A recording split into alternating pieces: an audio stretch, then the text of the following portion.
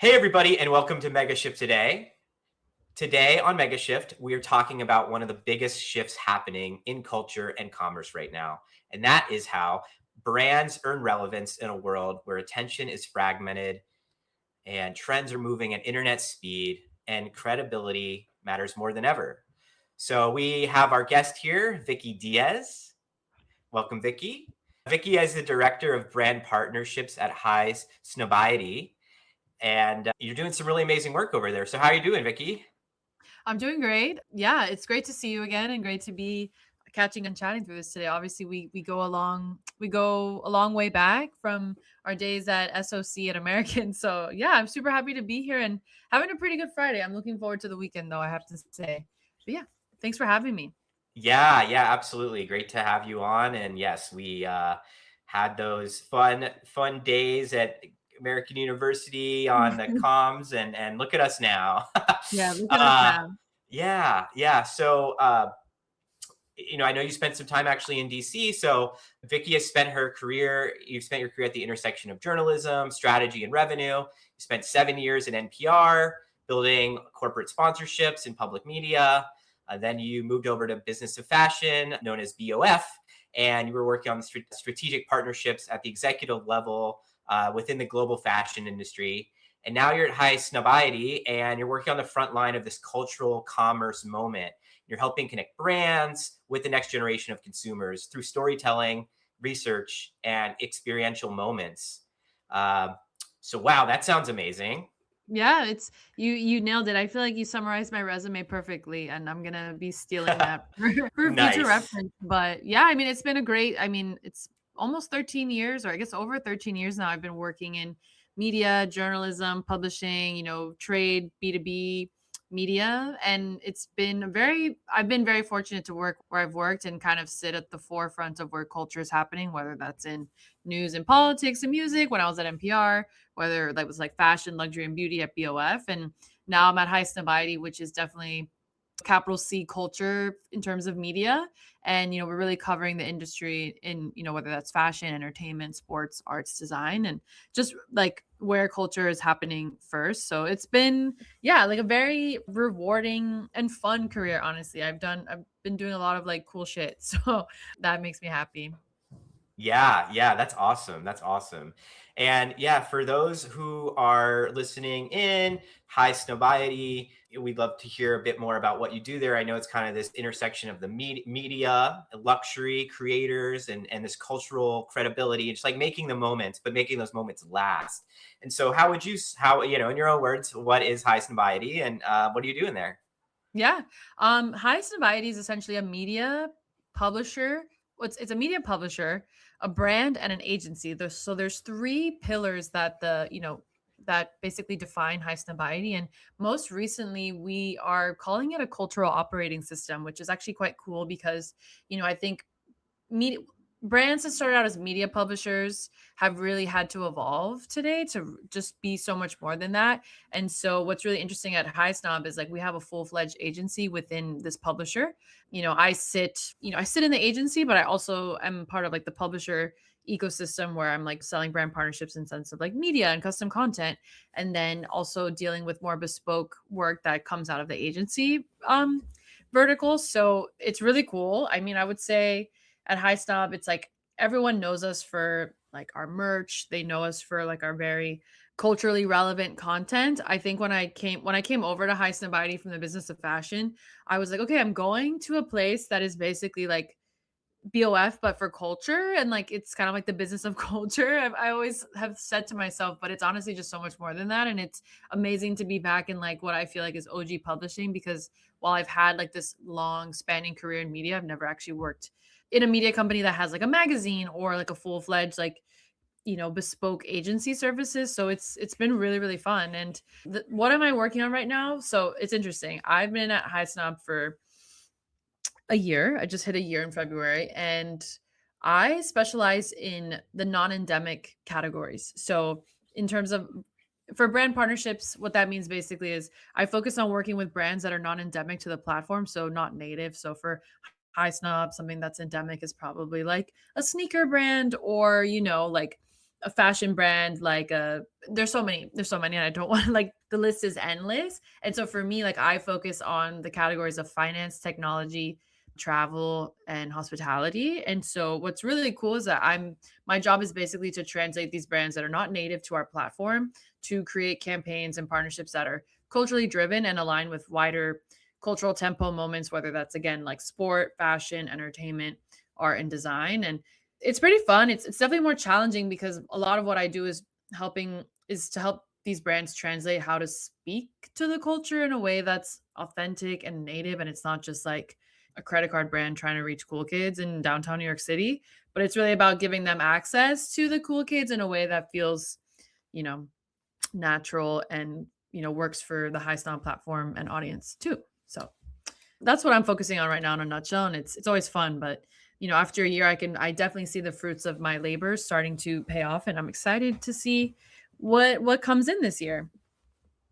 Nice, nice. That's awesome. Yeah, to hear there's that core luxury retail clothing apparel element of High Snob, and then Yeah. there's everything around it like that really drive the cultural moments. And I know, every brand is trying to get in on that and create these extensions and create experiences. Mhm. And so you shared a little bit of like who the customer is, but how are you seeing your guys' client base, like what you offer, like Yeah. how is it how is the broader industry kind of coming together? What are some of the elements that you all are thinking about right now?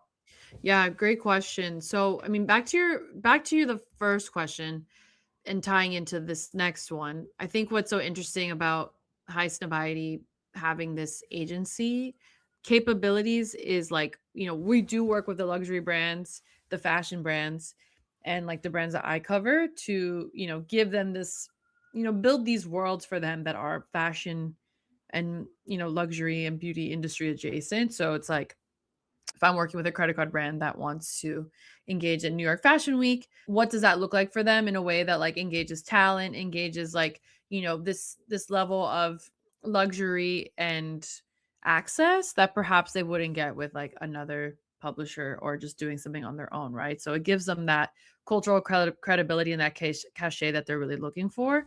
And back to your second question, like the customer in our world, customer slash audience is what we have coined the cultural pioneer. And so Highsnob has actually done a lot of really interesting insights and thought leadership work. And we've done a lot of it in the past in partnership with Boston Consulting Group.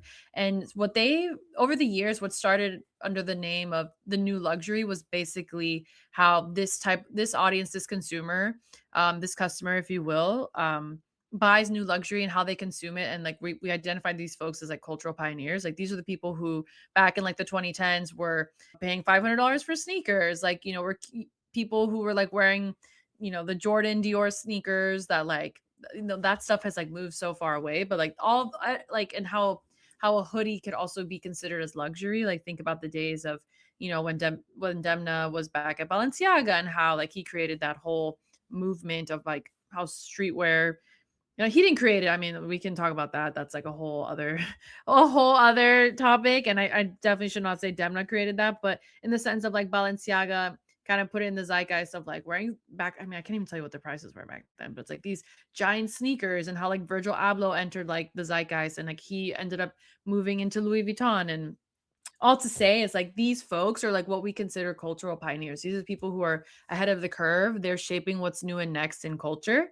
And so we are very like we double down on that all the time. Like everything we do is for them. And like if we don't have their trust or buy-in, then like it's kind of pointless. But Yeah. it's a really interesting world to play in. And I feel like there's, people are just so eager to engage with these types of folks. And, what we try to do is really package opportunities for them that helps them align with them, whether that's like showing up at Miami Art Basel or showing up during Fashion Week or during Milan Design Week. Like we try to really find these cultural pioneers, these people where they are and where they're activating and show up with Yeah. them. That's awesome. Yeah. And as you talk through that, like I know in the early 2000s, the 2010s, like influencers weren't as much of a thing, or the word influencer kind of had a different connotation, right? So there's like influencers, and then there's being influential and being a Mhm. tastemaker and Yeah. being that cultural pioneer. And it's like all the influencers who like are part of the creator economy want to be that. And there's a whole like framework for working with influencers who like have varying size audiences and yada yada. But you all are like really working with the tastemakers, with the pioneers, and some of them might be influencers in their own right, but like they're starting, you know, at the top of their game or the top of the moment or zeitgeist. So that's just like a cool distinction, I think. And Mhm. you know, in like knowing that High Snob brings that to the table through the three different pillars, you know, like when you're thinking about a brand partnership, you all get a brief, like how do you sort of think about that? And like, you know, what are your non-negotiables? Like, how are you trying to shape deals? I know you work within a context of a company and you can't offer things and you can't offer things, but like kind of how do you assess it when a brief comes in? Yeah, so there's a great process that we have internally where it's like we basically assemble a team, like very much Avengers style, based on, of course, availability, but also at the same time, like strengths and capabilities. And so it's really making sure that we have somebody from like, we have a strategy team who can provide like a strategic lens on everything. Because on my team, it's like, we're going out and bringing these briefs and opportunities in, but the strategy team really are the ones who like double down and figure out the way in so that the creative team can then go and expand on this strategic principle, like north star if you will, and then build upon that based on like their interpretation of the brief. And so for us it's always about looking at our product offering. So it's like, okay, if somebody wants media and custom content, like, all right, well, like, should we do a video series? Like, should we do like some social first videos? Or like, does it make more sense to produce some like campaign photos and stills that they white label assets that they can also use on their channels? And so, yeah, I mean, we're lucky that, I mentioned this earlier, we're lucky that we have so many of these thought leadership insights as well. And so, every year we have like a focus and kind of like a vision. We're like, okay, like this is what we're seeing in the market. Like this is what we think is cool and relevant. Like, and let's apply like our general thought leadership angle for the year into like all the different briefs that we're getting. And there's definitely patterns that come across each of these briefs, right? Yeah, it's about just like really being discerning. And in terms of non-negotiables, it's not just like slapping a logo on something just because we need the brand partnerships revenue. It's about what is the real value in us thinking about the real value in the actual partnership that comes out of that. Like, and so that's a huge part of it for sure. Yeah, yeah, I love that. And so, you know, in your view, kind of what's that big piece that kind of helps everybody hone in on like a culturally meaningful partnership, and how do you like to be part of that mix, and how do you kind of vet it and think about it, and you know, as you're building these partnerships, like what signifies that cultural meaning for you? Yeah, I think at It's High a big Snob, question. yeah. I'm like pausing. Like, how do I want to answer this? It's interesting because we are a lot of the brands that we get to work with are very culturally tuned in. And so I feel like we do have these advocates who understand what we're trying to do with them. And it's really about making sure the brands are trusting us as a partner and coming to us because they want that cultural insight, that like meaningful those meaningful tactics of like how to engage with culture. And it's like right now at Fashion Week, we're like, maybe if somebody's like, I want to do something during Fashion Week, we're like, Fashion Week is a bit oversaturated right now. Like there's a lot going on. Like, why don't we look at the Miami Tennis Open that's happening this month? Or why don't we look at Milan Design Week? Or why don't we look at Met Gala? And so being a consultative partner, I think really um empowers us to feel like we're being like the best partners we can be to these brands. But yeah, I mean, in terms of staying in culture, like I feel like we are constantly influencing each other in the office. Like I feel like everyone I work with is so tapped in and so cool. And it's like we just like use our knowledge to infiltrate briefs that we get. And I think that's where the authenticity comes from for sure, because we're actually pulling it based on like knowledge of people who are on the ground and living and breathing in these experiences. Yeah, yeah, that's awesome.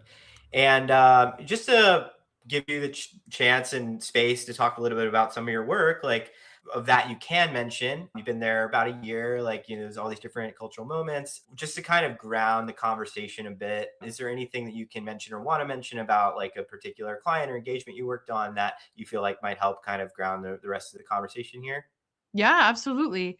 So last December, and honestly, this is kind of like a career highlight for me. So I'm always happy to talk about it. So yeah, one of the projects that I was most passionate about last year, my first year working at Highsnob, was something that we did with Apple Music. And so I had been talking to Apple Music for quite some time, even before I went over to Highsnob. And so we had already developed a really good relationship with them. And, they were very transparent that they don't really work with media partners and, try to do these types of like brand partnerships with publishers. But they, were willing to see what we could offer them to support them on their replay product, which essentially, if you don't have Apple Music, it's their version of Spotify Wrapped. And obviously, Spotify, like, dominates the space in the sense of like year end insights of music listening habits. But what was really interesting about Apple's product was that it's like an evergreen product, right? Like it actually releases insights like January, February, March, like all throughout the year. And so they came to us being like, right now we know we're a challenger brand in the space, but we still want to like make a splash and we want to do that in an authentic way that resonates with the culture. So they gave us a brief like what's your recommendation as to like how we can bring this to life in the sense of like an experiential moment or through custom content. And we, mind you, this is all in the background of like they just launched a new studio space in LA. So we were like, okay, like we can definitely activate in the space, and like this is our vision in terms of creating like content around it and like building this immersive experience that allows Apple Music users to discover their replay and listening habits through the year. But then we were like, what if you guys showed up during Miami Art Basel? Like if you really want to make, or Miami Art Week, I should say, if you really want to make a cultural splash, like there's no a cultural splash at the end of the year, like there really is no other place to do that than Miami Art Week in December. So we, sent them our vision of like how we brought replay to life in Miami during that time and what, we all and this was like a true partnership. Like we gave them the idea of Basel, but they were like, well, what if we made it an art gallery instead of just being like pure listening and pure data, pure listening habits and pure data. So where we landed was an immersive art style exhibit that, we commissioned different art pieces from artists like Angel Otero, Henry Taylor, Gabriel Moses, Devin Ojas, like the list goes on and on of all these like really culturally relevant and buzzy artists. And we did this in close partnership with a production company called Commonwealth, who are just absolutely amazing. And just it was just an amazing partnership for us because it was the first time we worked with Apple Music. Like we'd been wanting to work with them. They trusted us to create the creative direction and the strategic vision for what the event could look like. And then we did all the storytelling around it that came across on our channels, whether that was on social.com. And the editorial team was so excited about the opportunity that they actually did all this like extra organic coverage that they typically wouldn't. But because it was such the right brand fit, it was such an important story to tell for us. And like it was during Art Basel, it was just kind of like a 10 out of 10 partnership. So definitely something I'm super proud that I've worked on and helped to bring to life. But also I think is a perfect example of the type of work that we're doing at Highsnobiety, right? Like it's something that involves agency services with like creative direction and strategy and like, thinking about production in the sense of content and video and photography, and then even doing like guest list services and having talent come to the event and making sure the talent that's coming to the event is like cool and relevant. We had Jay Guapo, who's like, if he's like a really fun like creator who's kind of like a little, for lack of a better word, like he's just really fun and very Gen Z. Like he's just like very silly, and his whole vibe is kind of like, like we're here at this high snob art my Apple Music party. It's a movie outside, and like he's just really good at like engaging with like younger audiences, and like he's definitely like in the culture. And so tapping someone like him to help like bring the event to life on socials was a game changer and like drove so much impressions and reach. And yeah, just like an amazing partnership where we got to really flex all of our skills across the company's capabilities and even support editorially as well. So yeah, that's my baby. Nice, nice. That sounds like an amazing project. Yeah. So you got to go down to Miami for it and supervise a Yeah, little where I'm bit. home. Yeah, yeah, it was I was Yeah.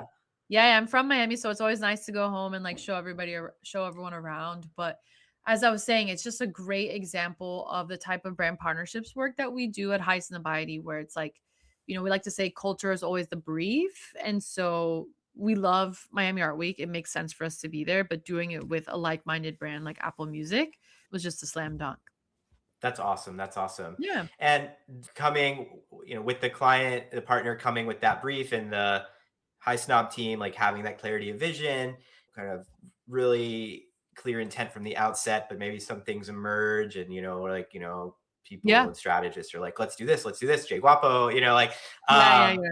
I guess, how do you like to approach measurement and, what does kind of performance look like in this space? Because like these in-person events happen and then everybody goes home and makes more art. And Yeah. I think that's what's really cool about experiential. It's like, it's just in the moment, people, it makes memories. And then of course, like there's this ripple effect of it being covered in media and stuff. Yeah. But yeah, like how do you like to measure it? And maybe it's more of a company wide thing, but maybe your style on it too. Yeah. I think there's a lot of stuff that's in place to showcase measurement. I think one of the ways that we do that at High Snob is through talent.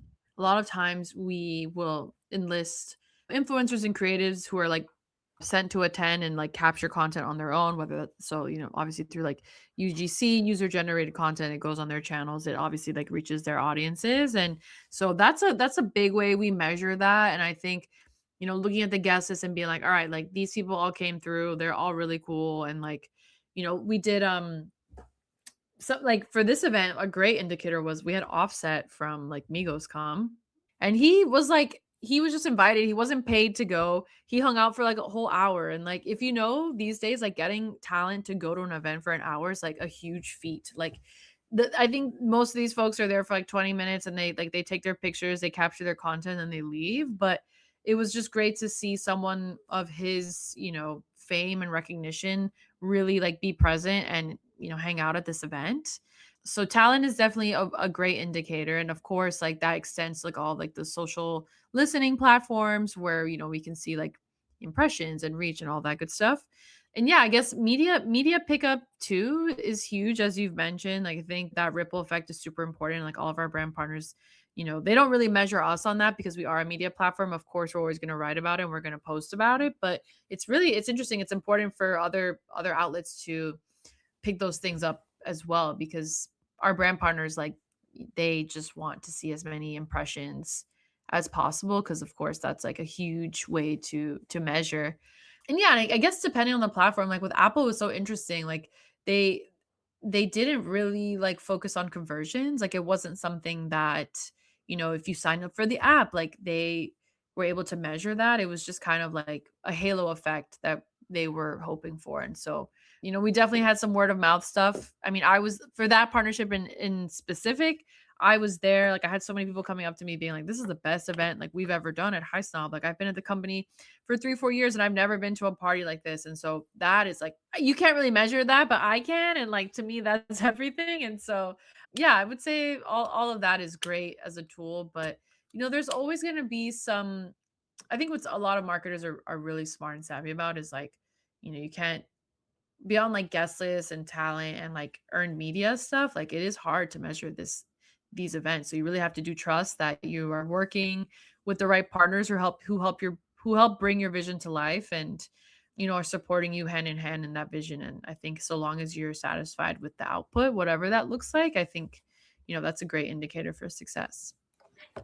Yeah, absolutely. Yeah, thanks for sharing that. I think like one of the questions I had was like, what's the data backed piece and then what's the just vibes piece? But I feel like to get to the place where you're actually putting on this event and which influencers or influential folks to invite, like a lot of that data has already been crunched and the research has been done. So it's like it's data backed strategy and it Yeah. creates this moment in time that then lives on and people remember and like creates this positive brand association. So it's like the strategies are data backed. Would you agree? I mean, obviously Yeah. they're based, but like, is there does that distinction? It's like pre-birth of the event, post-birth, Yeah, no, it's actually I'm honestly the way you put that of like what's data backed and what's just vibes, like I think that's kind of how you have to measure it. Like in my space, like when you're working, especially in experiential and something that is so culture forward, like it sounds a little bit silly, but it really is like just vibes. And being there, like, I've had other events in the past where I'm like, I don't like this, maybe could have been better. But like the vibes factor is very important. So making sure the clients in the room and them like feeling the vibes as well is yeah. I'm sure any performance marketers would hate me for saying that, but Nice, nice. Yeah, yeah. absolutely. So as director now, and congrats, and it sounds Oh, like you're thank doing you. amazing work. So kind of what does your team look like on the partnership side? Yeah. So it's really interesting right now. I'm technically an individual contributor. And so Mm, I like, what we like to say, like we're all the CEOs of our deals and our categories. And so I'm kind of like a little mini CEO where I'm, advocating for my clients. Like I'm really pushing and steering teams on how to like deliver on the briefs that we receive so that I can go back and sell it to the clients. But the team is made up with about like 6 or 7 different folks in brand partnerships and all individual contributors in their own way. We actually are trying to hire for more people. So I think we can definitely use that support. I think it's, for me, it's like I started as like a junior seller and brand partnerships professional. And so for me, it was always like invaluable to see that trajectory of growth. And so the levels that it kind of comes in, it's like everybody has a different goal based on like your categories, based on like your experience level and also like historically what your book of business has brought in before. So it's kind of how it's separated at High Snob, but yeah, very clear division of roles, which is great. That's not always been the case in my career, and so I'm grateful to be somewhere where it's like this is your patch, like nobody will touch it, and go and do what you got to do to build that business. nice. That's really cool to have that autonomy and the Yes. vertical and all that. And I'm sure it's really cool and empowering working with cool people and doing it and like, showing up and delivering. So Yeah. that sounds great. I know it's a hustle. Kind of on that note, like how do you I'm in my 30s now. I'm not a 20 like something that is going to every event. So Yeah. how are you keeping your finger on the pulse? It sounds like you have a lot of really talented folks around you, and of course, you are Yeah. tapped in. But like, what are some of the ways that you're kind of staying in the current? I mean, social can be kind of overwhelming now. Different algorithms. Yeah. There's some bias in what we see. So like, how are you cutting through the noise? Great question. I feel like so much of what I do requires me to be finger on the pulse, and it's also just very native to who I am. Like, I'm sure you maybe remember this from like, I don't, from just being friends and knowing each other for so long. It's like, I just kind of feel like if I'm not keeping up with like trends and the zeitgeist, like I'm falling behind. And so for me, it's, I'm huge on Substack. Like, I subscribe to so many different Substacks. Like, I love Emily Sundberg, Feed Me. I love Hung Up by Hunter Harris. I love Gabriella Karifa Johnson's Brain Matter. And a lot of those are very fashion, culture, entertainment, and also like business oriented. And I think it's important for me to just keep abreast of what's going on. And um, I don't know. I feel like I'm just primed to like really grasp culture very quickly, especially like random internet things. Like for me, it's just like it's part of my job. And so if I don't keep up with it, like I'm not going to be successful. So it's pretty simple as that. And it's so funny because like all throughout my career, like when I was at NPR and BOF, people would be like, Vicky knows what's cool. Like she's keeping her finger on the pulse. Like she's the one who's like obsessed with K-pop, or she knows about this random internet slang term that's just popped out of nowhere. And like it's true because I just like if I don't know something, I have to go and seek it out. Like if like for example, the word mogging, like do you know what that means? I don't know that one. Yeah, and it's like it's so funny because at High Stomp too, like we have a really young social media team, and which I Hmm. think is a good thing because the You have headlines to. and the copy, the headlines and the copy that they use are very much like of the times, and so this word, for example, I don't even think we've used it in copy recently, but like mogged, like if you get mogged by someone, it basically means that like if for example, if you're in a photo with them and someone looks better than you in the picture, you've been mogged by them. So it's Mm. like basically about physical appearance and having like superior physical appearances is my understanding of it. But there's also, I mean, this term just came from like a deep dark corner of the internet, but now like the masses have redefined it, if you will. Um, Mm. and I'm saying that I feel like this is like a tangent to your question, but I don't know. I just like I saw that word pop up on my feed like so many times in one week, and I was like, I gotta know what this means. and like not just like a quick urban dictionary like search. It has to be like who's using it and why, and like seeing all the, X, or formerly known as Twitter, is a great place to kind of pick up on all that stuff. Oh yeah, yeah, big time. And actually, Yeah. I'm not even on TikTok anymore because I just like I need one less distraction. So I'm actually quite proud of the way I'm able to stay on top of trends because I don't have TikTok, and I feel like that's where things are moving so quickly right now. Oh yeah. Yeah, well, kudos for that. Yeah, Yeah. it's interesting, like, yeah, my wife was like, "How are you always, like, so on top of your email?" I'm like, "I don't know, I'm just reading it all the time, or I'm reading news all the Yeah. time," and it's just like, I don't know, yeah, back to those days in college where we knew each other, like, yeah, it's like I was, like, trained to, like, just ingest Yeah. information all the time. I think what is interesting about the creative partnerships angle is, like, there is a sales cycle here. You have to get folks on the phone and convince them about, the work you all do, and explain the three pillars, and get them on Mhm, board with mhm, the idea. They probably are sending briefs as well. mhm. So like personally, you're ingesting a lot of information, and kind of like, how are you, I guess, how do you come up with your short list? How do you think about see it on mogging? Maybe there's a moment there. Let me go pitch this. Like, I guess it's not done in an afternoon, right? But kind of how do you like to formulate your ideas and do that? I guess that selling piece. Yeah. So I guess in a few things. For me, what's interesting is since I have this category of non-endemic brands that haven't really worked with a high snobiety in the past before, is about being savvy of like what they're already doing and finding the alignment there. So for example, DoorDash is a client that I worked with last year and continuing to like build relationships with. And they have just been killing it in the sense of social content. And so, and that's because they hired this woman who was at Duolingo for their head of social. And I'm sure like, like the famous Duolingo owl, like they have this very like irreverent brand voice that Duolingo still has it, but like she's now over at DoorDash and helping to build that. But just like that's a great example of a brand that I'm like, wow, they have like this really funny, culturally relevant voice. Like I think we need to work with them because there's just a good synergy there. So a lot of research, a lot of like just LinkedIn, a lot of LinkedIn, seeing like, okay, what are the new campaigns that are happening out there? And yeah, and making sure I'm reaching out to like-minded brands because not everyone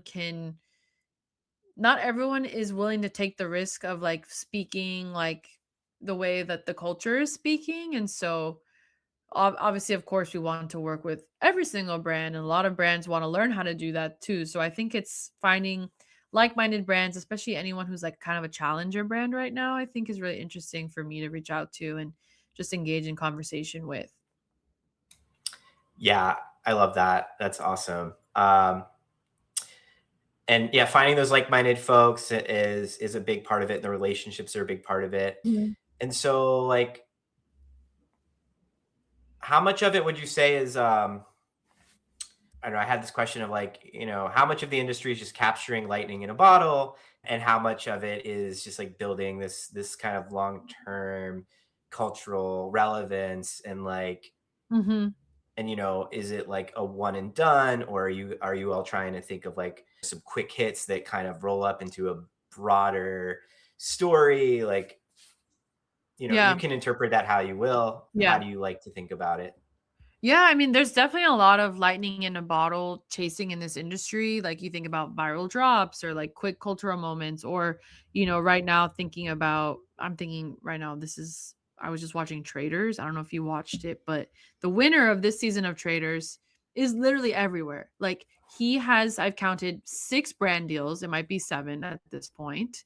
And it's a perfect example of like just trying to like chase that moment, or this lightning in a bottle concept, right? And I'm like, Hmm. you know what, kudos to the brands who are doing that because it's like resonating. But in a week or two, like everyone's gonna move on from Traders, so it's like, what's the next thing? And so it's a tough question. And it's like, on the one, I'm like I just said, I feel like yes, like everyone should be having these like lightning moments, but it's kind of all hinges on the back of this talent, right? So it's like, are people gonna remember um what you did with this, with this person, this talent, Rob, right? 2 weeks from now, because he's a reality star, right? So I think for him is he's probably trying to like reinvent his career, or something. Like he's always trying to evolve, and like shout out to him, love him. But yeah, I mean, those moments only really matter if they ladder up to something bigger, right? The brands that last aren't just reacting to culture; they're investing in it over time. Cultural equity is something that's built through like consistency is something that I'm definitely big on, and I think to name again another brand that I know he's working with is like DoorDash, right? And so like I think they're going to continue, like their whole thing has been like being in the zeitgeist. Like they didn't run Super Bowl ads on like TV because they were like, nope, we're going to focus on social where people are like reacting live to the game. So for them, like using Rob as a talent to like lean into like this moment in time where he's like the winner of this like a huge reality show, like they constantly doing that, whereas like perhaps another brand that he's working with who maybe isn't like always as tapped in culture, maybe they have to continue to do these types of things in order for it to really resonate. Yeah, yeah, 100%. This has been such an awesome conversation. Like, is there anything that we haven't had a chance to talk about yet that you'd like to mention? I know we had a little bit about, your background working at BOF, but you are now in a new space. And so is there anything else you'd like to talk about? Yeah, I mean, honestly, like I mentioned in the beginning, like I've had this 13 plus year career in media, and I always like to think that whether it was in, like I mentioned, news, politics, or like fashion and beauty, or now like culture, style, fashion, I think what's most important is like just really feeling like, for me, I've always aligned with a brand that is mission driven, and perhaps this is something that was instilled in me that during my time at NPR. And working in public media really taught me everything that I still stand on today in regards to like my ethos and how I approach brand partnerships. And like I said, everything should be mission driven. It should serve the purpose of the audience in a way that doesn't encroach or infringe on their experience with the trust in their platform. And so I think it's just a great ethos too that a lot of brands can use to make sure, like, it's just a great barometer for them to ensure that they're always taking the right steps to keep trust and credibility with their audiences and with their customers, and speak to like, yes, lean into culture, but do it in a way that's still authentic to your brand. Like, don't try to be jumping in on all these other trends just because everybody else is. So yeah, maybe that's what I'll end on. Yeah, yeah, that's awesome. Having that brand integrity, that authenticity, and being able to capture lightning in a bottle, folks. So Mhm, you heard mhm. it here on Megashift. We had Vicki Diez, who is the director of brand partnerships for the verticals that she had mentioned over at Highsnobiety. So thanks so much for joining us today, Vicki. Thanks, Rob. It was so much fun. Loved Definitely, it. definitely. All right, take care, everyone. Thank you. Bye. Thanks for having me.